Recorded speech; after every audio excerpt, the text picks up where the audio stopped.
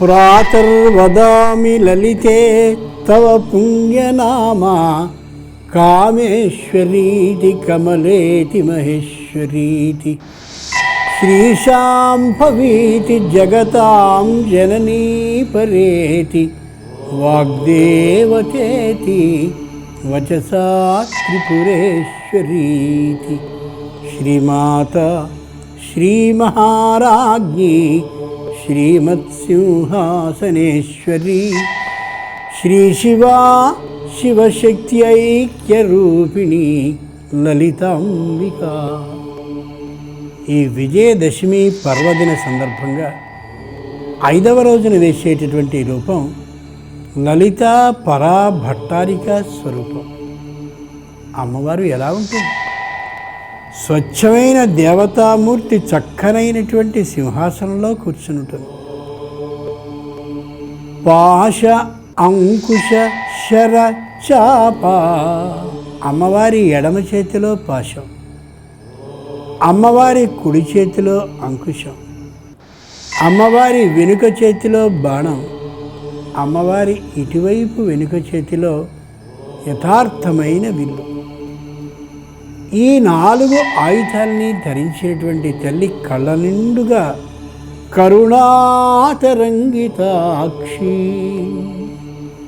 ఎవరు తన కళ్ళలోకి బాధతో చూస్తూ ఉంటే వాళ్ళకి అమోఘమైన బాధని తీరేందుకు కావలసిన అనుగ్రహాన్ని వర్షిస్తూ కనిపిస్తుంది. ఎవరు పరమ సంతోషంగా ఉండి అమ్మని చూస్తే వాళ్ళకి సంతోషాన్ని అలా కెరటాలుగా తరంగితంగా చేస్తూ కనిపిస్తూ ఉంటుంది.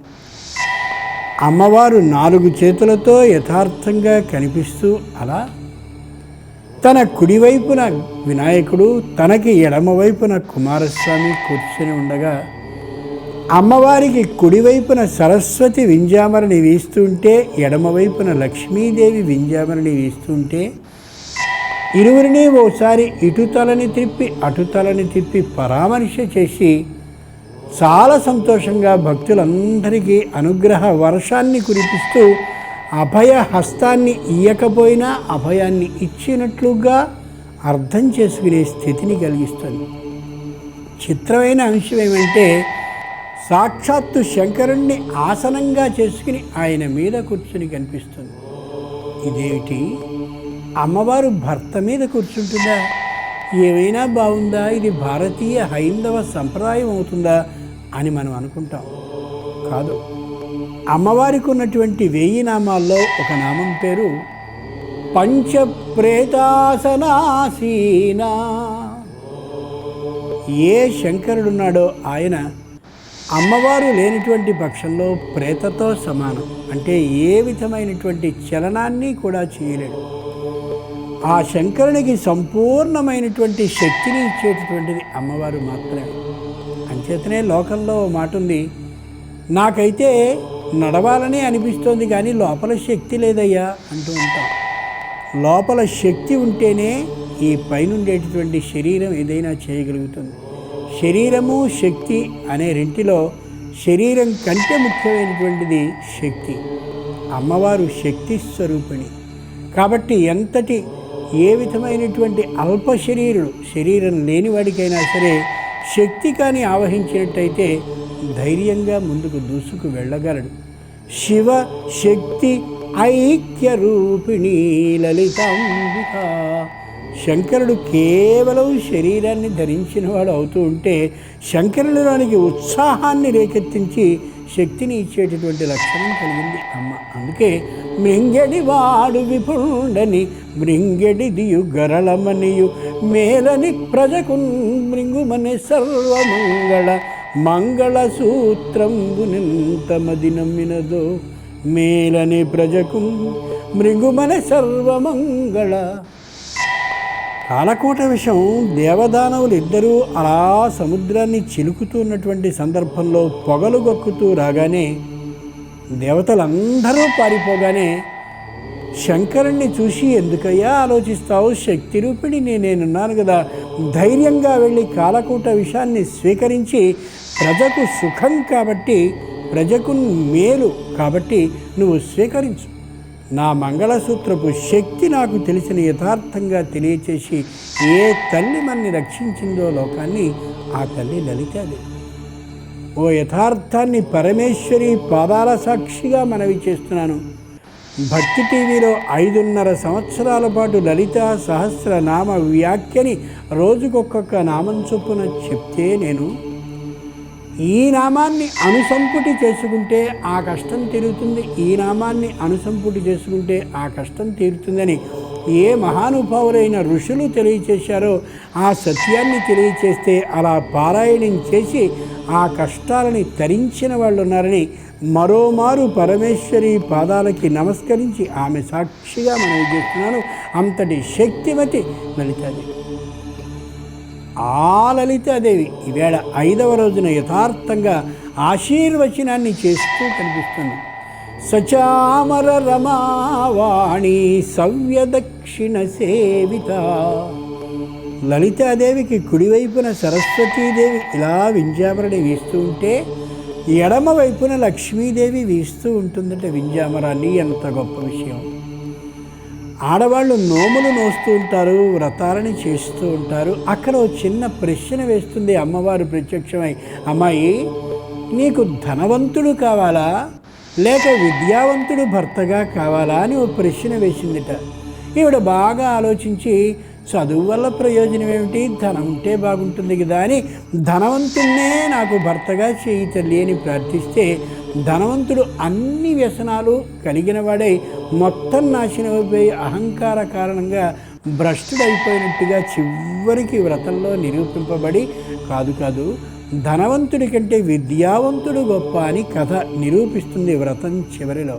కాబట్టే శరీరంలో కుడి ఎడమ అనే 2 భాగాలలో కుడి ప్రశస్తమైనది, ఎడమది అప్రధానము. కాబట్టి అమ్మవారికి కుడివైపున సరస్వతీదేవి వింజామరాన్ని వీస్తూ ఉంటే, లక్ష్మీదేవి ఎడమవైపున వింజామరాన్ని వీస్తుంది.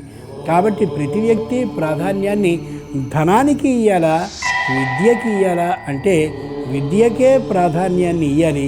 విద్య ద్వారా ధనాన్ని సంపాదించుకోవాలి తప్ప ధనం ద్వారా విద్యని సంపాదించుకోవడం సరైనటువంటి పద్ధతి కానే కాదని లలితాదేవి లక్షల సంవత్సరాల క్రితం మనందరికీ అద్భుతంగా తెలియచేసింది ఆ ఇల్లాలు.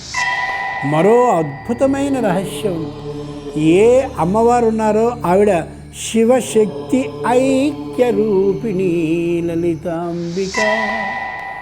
అయ్యవారిని విడిచి ఉండదు అమ్మ, అమ్మవారిని విడిచి ఉండడు అయ్య.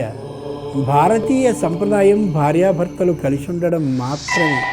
అదేమిటి, ఉద్యోగ ప్రకారం ఆయన అక్కడున్నాడు, ఉద్యోగ ధర్మం ప్రకారం నేను ఇక్కడున్నాను, మే ఇద్దరం కలిసి ఒకే చోట ఒకే ఉద్యోగంలో ఒకే కుర్చీలో కూర్చుని ఉండాలంటే ఎలా సాధ్యపడుతుందని వితండవాదాన్ని మనం చేస్తాం. అది కాదు దాని అర్థం. ఎంత దూరంలో సీతారాములు ఉన్నప్పటికీ కూడా సీతమ్మ రామున్నే తలుస్తూ, రాముడు సీతమ్మనే తలుస్తూ ఇరువురి ఆలోచనలు ఒకటిగా ఉండడం ఏదైతే ఉందో అది శివశక్తి ఐక్య రూపిణి. కాబట్టి భార్య దశగానే ఆలోచించేటటువంటి భర్త, భర్త వైపుగానే ఆలోచించే భార్య, ఇరువురి యొక్క ఆలోచనలు ఒకే విధంగా ఉండి ఒకరి రాకకి ఒకరు ఎదురు చూస్తూ ఉన్నట్టయితే దానికి మించిన అమోఘమైన దాంపత్యం ఉండదనే యథార్థాన్ని లలిత పరమేశ్వరి 5వ రోజున తెలియచేస్తుంది. 5 చాలా ముఖ్యమైనటువంటి ప్రధానమైన పవిత్రమైన అంకె కాబట్టే అమ్మవారికి ఉండేటటువంటి పేర్లలో పంచమి, పంచభూతేషి, పంచసంఖ్యోపచారిణి. అమ్మవారికి పంచమి అని ఓ పేరు. అంచేత అమ్మవారిని ఈ రోజున ఆరాధిస్తూ, ఏ నివేదన నీకు సమర్పించమంటావు తల్లి అని అంటే, గుడాన్న ప్రీత మానస. బెల్లపు అన్నం అమ్మవారికి బాగా ఇష్టం. బెల్లాన్ని సన్నగా తిరిగేసి వేడిగా ఉన్నటువంటి అన్నం మీద అలా పలుచగా కానీ వేసినట్టయితే ఆ బెల్లపు రుచి మొత్తం ఆ అన్నంలోనికి దిగి సంపూర్ణమైన ఆహారాన్ని, శక్తిని ఇస్తుంది. చిన్నప్పుడు మా అమ్మగారు చేసేవారు. చాలామంది తల్లులు అలా చేసే పిల్లల్ని పెంచారు. పైగా ఇంకో యథార్థాన్ని ఇక్కడ గుర్తుంచుకోవాలి. తాతగారు పూజ చేస్తున్నంతసేపు కూడా మనవడు వెనక నుంచి తచ్చాడుతూ ఉంటాడు. ఎందుకని? తాతగారు బెల్లం ముక్క నివేదన చేయగానే తాను ప్రసాదంగా పట్టుకుపోదామని. బెల్లం రక్తాన్ని వృద్ధి చేసేటటువంటి శక్తి కలిగినది, అంతేకాక ఎముకకు పుష్టిని కలిగించేది. కాబట్టి చిన్నపిల్లలకి అది ఆరోగ్య పరిరక్షణాన్ని చేస్తుందనే అభిప్రాయంతో వినాయకుడికి బెల్లం ముక్క ఇష్టం రా అని ఏర్పాటు చేశారు. నిజంగా వినాయకుడికి బెల్లం ముక్క ఇష్టం కాదు, బెల్లం ముక్క మాత్రమే ఇష్టము కాదు, ఆయనకి ఇష్ట అనిష్టాలు లేనే లేవు.